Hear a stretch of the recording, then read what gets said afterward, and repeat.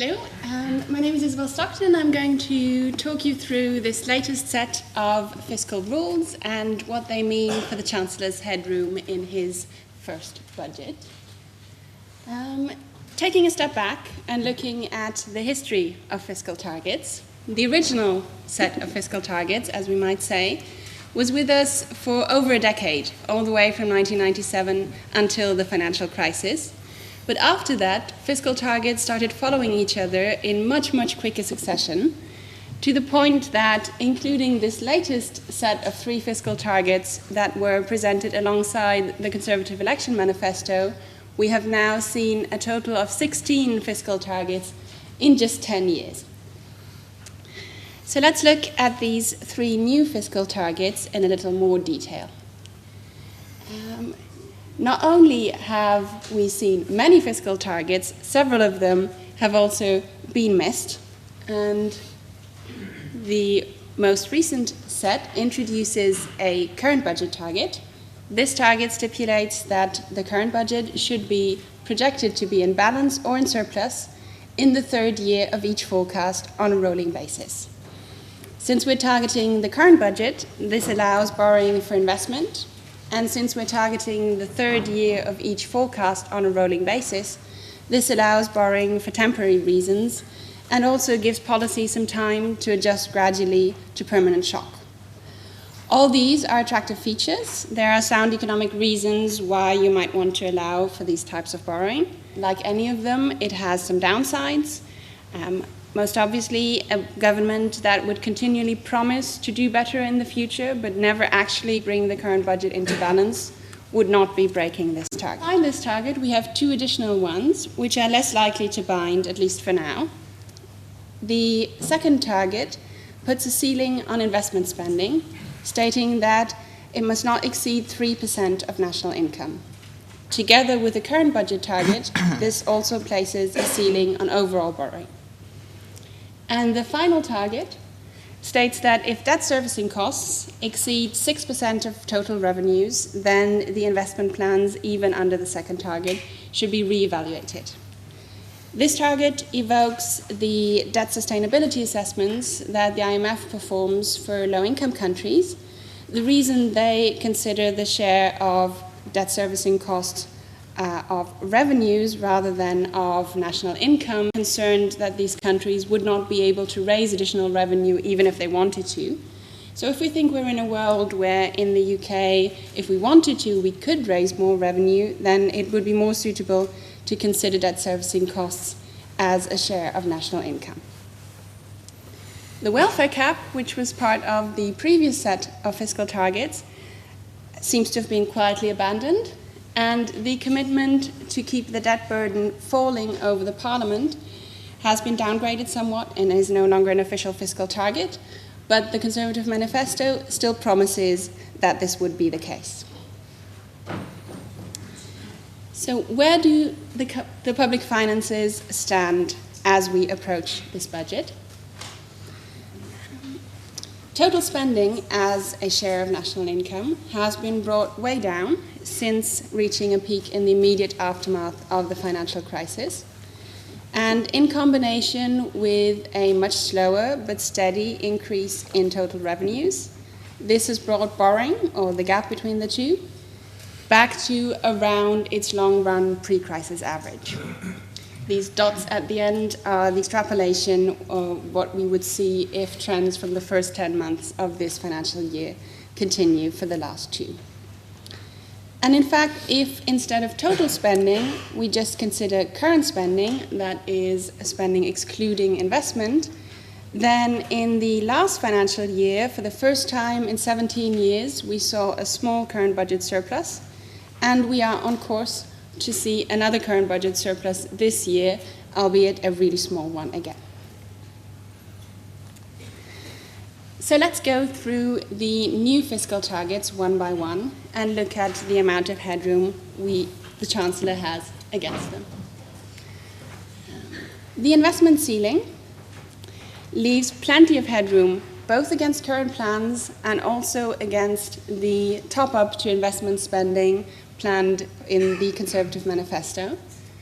So this would see investment spending reaching about 2.6% of national income, leaving plenty of room against a 3% ceiling. So at the peak, that would be about 10 billion in nominal terms that we could increase investment spending on top of manifesto plans and still be within this ceiling. And it's worth pointing out that 3% would be a really, really high level by UK historical standards. So if we look back across the last 40 years or so, this level of investment, 3%, if we really were to meet that ceiling and keep investment spending up there, has not been sustained at any point during all that period. Looking at the debt interest ceiling, once again, this target is not likely to place a constraint on the Chancellor's options at the moment. So under current forecasts, in the era of record low interest rates, we have plenty of headroom against a 6% ceiling as a percentage of revenues. However, the story is a different one from investment here in that if we look back across UK history, it was by no means unusual for that ceiling to be breached, even at times when the debt burden was much, much lower than it is today. So in fact, in all the period between the end of the Second World War and the turn of the century, this ceiling would have been breached in every year but one. So the story with this fiscal target is that at the moment, it is not very constraining. It may well prove to be so if interest rates at any point return to the sorts of levels that we were used to before. This leaves one target that is going to prove constraining. And to look at how constraining it is, we are going to forecast the current budget deficit, starting with the OBR's restated 2019 March forecast, which incorporates a whole swathe of methodological and classification and data changes that the ONS has implemented, mostly in its September 2019 release. We add in spending committed during the 2019 spending round and multi-year settlements for the NHS and schools in England. For all other departmental spending, we assume it remains frozen in real terms. We add in the impact from the Conservative manifesto. This is a modest spending increase, more than matched by tax rises. And we adjust for the Bank of England's weaker economic outlook, as implied by its January 2020 growth projection. And finally, the borrowing outturn for the current year has so far been slightly better than expected, and we assume that this improvement persists over the forecast horizon. Where does this leave us? Well, current spending is here and revenues are here. So for the whole of the forecast period, we would expect the current budget to be very, very close to balance. So it flip-flops a little bit between very small surpluses and very small deficits. And in particular, in the target year, the third year of the forecast, there is next to no headroom for additional current spending against this fiscal target. And it's worth pointing out that on current growth forecasts, it's also not likely to be very helpful to push out the date where we aim to balance the budget by further into the forecast horizon. As you can see, the year after that, we would be in just as tight a situation with respect to the current budget. How did we get to this point? Well, let's look at the target year of 2022-23 in a little more detail, starting with the restated forecast, which projected a fairly comfortable surplus of about 19 billion. However, most of this surplus was already committed to be spent in the spending round in 2019. The Conservative manifesto, as I mentioned, didn't change much, so a very slight improvement. And the biggest story is a significantly worse growth outlook based on the Bank of England's latest projection, which we expect might deteriorate the current budget by about 15 billion. Counteracting this to some small amount is lower spending on debt interests based on lower expectations for interest rates and a slightly overperforming stock market. So this makes up some of the hit from growth, but only part of it. And then we assume that the favorable outturn we've seen so far persists into the future. Now this would leave us on a projection of a very small deficit of about 3 billion.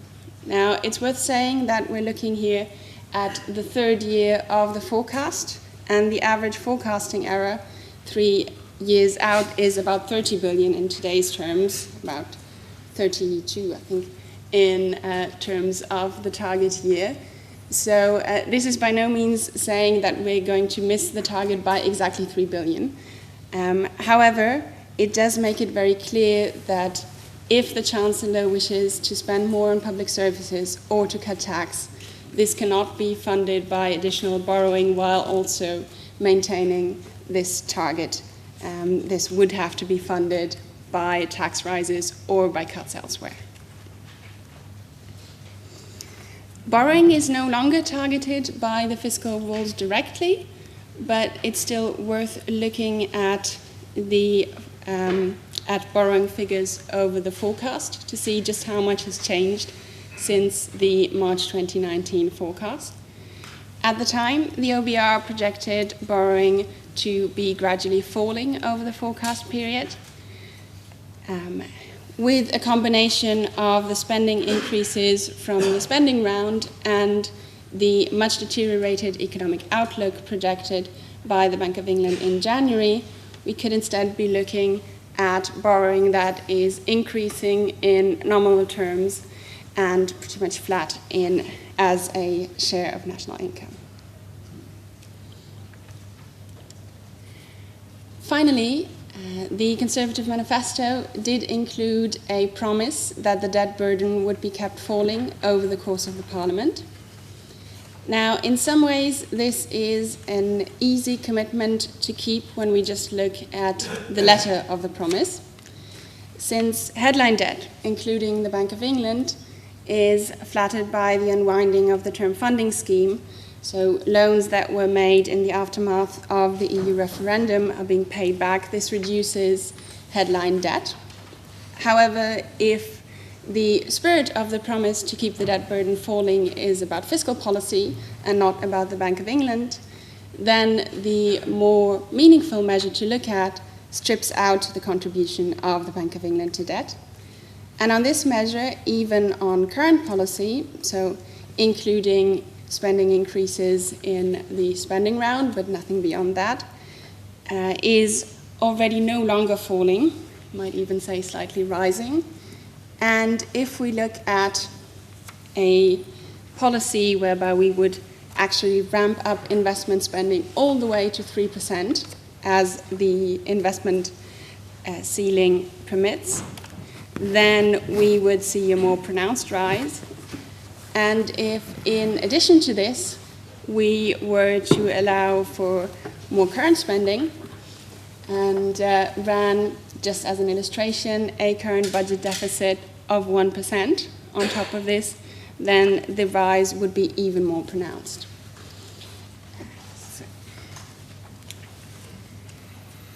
To conclude, the latest 3 Conservative fiscal targets join a fast-growing set. Most of these targets were quickly abandoned. The rolling current budget target is one of many sensible targets.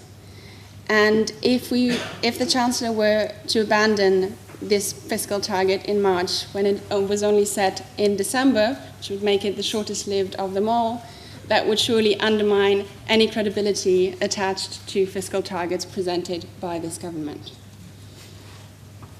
If, on the other hand, he were to keep the current fiscal target, then it leaves very, very different amounts of headroom, depending on whether we're looking at day-to-day spending or investment spending. Investment spending could be increased by substantially more than was proposed in the 2019 Conservative Manifesto.